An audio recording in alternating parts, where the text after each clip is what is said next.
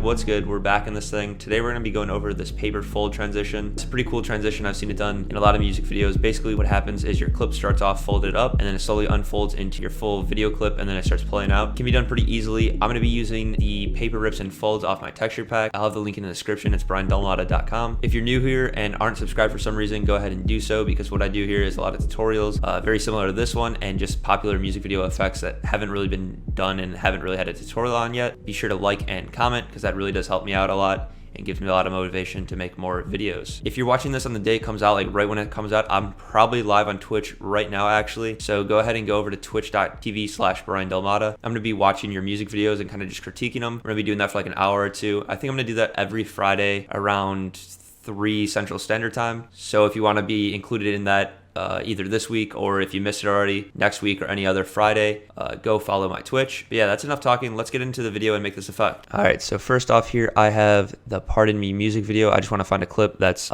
full screen, something kind of similar to this, maybe not that exactly, just something full screen so we can transition into it easier. And if you want to, I just saw this actually. I have a tutorial like this on my channel, so if you want to learn how to do this paper like crumble effect, I'll have a card pop up right now and a link in the description to the playlist with all of the effects, so definitely go check that out if you're interested. But yeah, let's find a full screen clip that I can transition the paper into, maybe something like this. So I'm going to choose the first frame in the clip here, so just make sure it's the first one, and then I'm going to just zoom in and cut so we know where we're at when we come back. And then I'm going to take a still of this by clicking the capture button and then saving that. And then once you drug in your photo, what you want to do is find some paper rips and folds. So underneath my paper rips and folds pack, the paper folds, there's a bunch of sequences of different folds. So you can do something like that where it just folds up.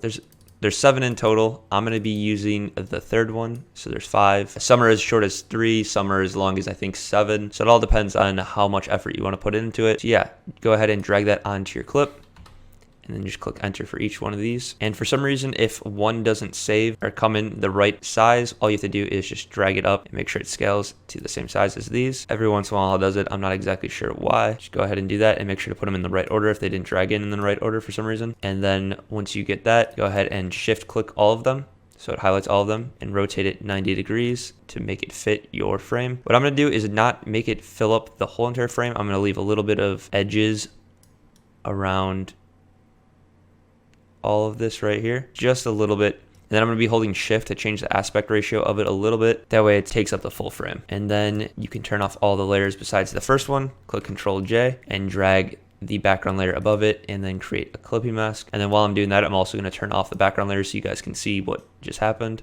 Basically creating the clipping mask on the background layer over the paper just has the background layer show up only spots where the paper is, so it kind of has a little edge now. And then I'm going to go ahead and go to my eraser tool. I'm going to be using the Kyle Natural Edge eraser from the Mega Pack. I'll have it linked in the description. It's free for Adobe users, so if you have an Adobe account, I think it should be 100% free. And then to save some time, I'm just going to click and hold shift and then click over here. And what that's going to do is create a straight line all the way through and erase. If you want, you can just drag however you want, so it doesn't, you can like go ahead and make dips and stuff. But for the tutorial, I'm just going to do that. It looks good enough to me. And then if you want, you can make it look a little bit more realistic or something by using the paper texture pack and dragging on maybe something like a texture that just gives it a little bit more of an actual paper look. So I'm just going to drag on. I drug on paper scratch 12, and then I'm going to turn it to screen, and it's giving it kind of a bluish hint. So I'm just going to go to the paper scratch layer and then go to image adjustments and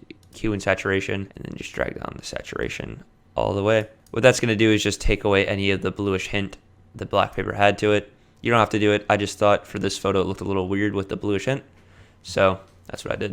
And then before we go ahead and save it, just make sure you create a clipping mask over the background layer so there's still the transparency there, and then go ahead and save it.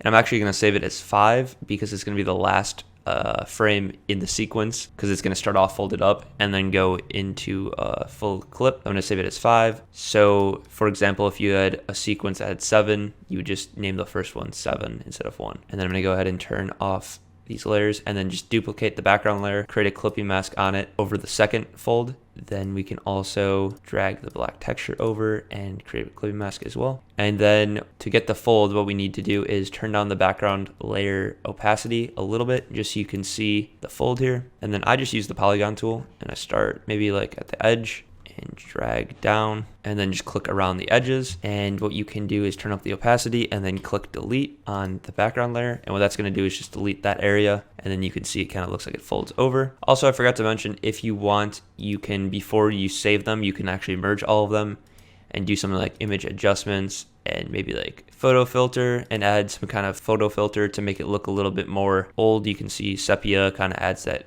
orangish hue. Obviously that's a lot of it, but I'm not going to do that for the sake of this tutorial, but just a thought. And then go ahead and save this as the fourth one. And also, instead of the photo filter, you can also add grain, just a bunch of different things to make it look a little bit more realistic. I think it looks pretty good like this, but just an idea.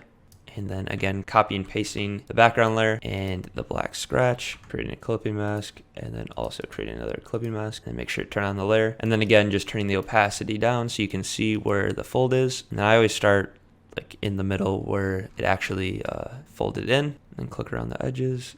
Then go ahead and click delete again, and make sure to turn up the opacity. And if you accidentally mess up like me, you can just make sure that you remove all of these edges. And as you can see, you already got the shadows coming in. And then go ahead and file save as, save it as your third or whatever you're on. Again, duplicate the background layer and the paper scratch, and then hide the other layers, create the clipping mask, and then turn on the layer. And then make sure you turn on the opacity enough so you can see where your next polygon tool is.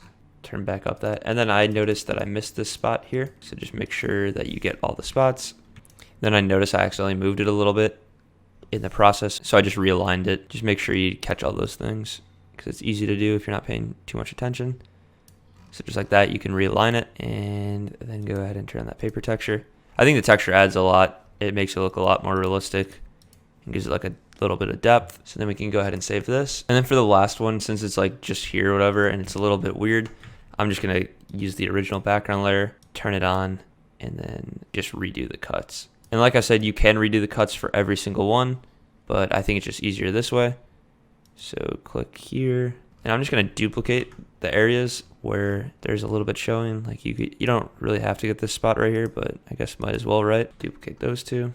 Turn off that layer, and then merge these two, or the duplicated areas that you had, and then make sure to turn the opacity all the way up on these, and then you can go ahead and merge them, and then just keep the areas where they were. And since we missed out on the whatever, you just have to use the eraser tool one last time here, just kind of roughing up the edge there. And then I'm just gonna do a little bit right here, something very slight, and then save that as the last PNG. And then what I do is I always just save the PSD just so we can always go back to it. Name it like folds or something, and then hop into Premiere and import those files that you just saved. So then once you have them imported into Premiere, you can go ahead and sort by name, and then it will do numerically. And if you saved it 1 through 5, you should be able to just drag it on, and each frame will kind of come out like this. And you can change the length of each one if you want. I have it at 1 right now, so I'm just gonna make it 2 frames each. I think maybe that will look a little bit better. And just like that, you have a fold transition with the paper. Like I said, if you wanted to make it a little bit more detailed and make it look a little bit more like paper, you could have added the grain to each one, the photo filters, or you can even go ahead and you can nest them and even just add some, like in the color wheel, you can make the highlights a little bit more orange or something. You can even add grain in here. I think it's called noise in Premiere. Noise, bring it up a little bit, and you can use color or not color, doesn't really matter. And then render that out, and that might look a little bit more like paper. I think it looks pretty good as is, so I'm just gonna leave it alone for the tutorial. Just giving you guys ideas on stuff that you can do to make it look a little bit better. If you guys made it all the way to the end, I really appreciate you. Thank you very much. If you haven't already, like and comment, and if you're not subscribed, go ahead and do so. Like I said, I'm gonna be live on Twitch every Friday at like 3 p.m. Central Standard Time. Definitely go give me a follow there. But yeah, guys, that's pretty much it for the video. Peace.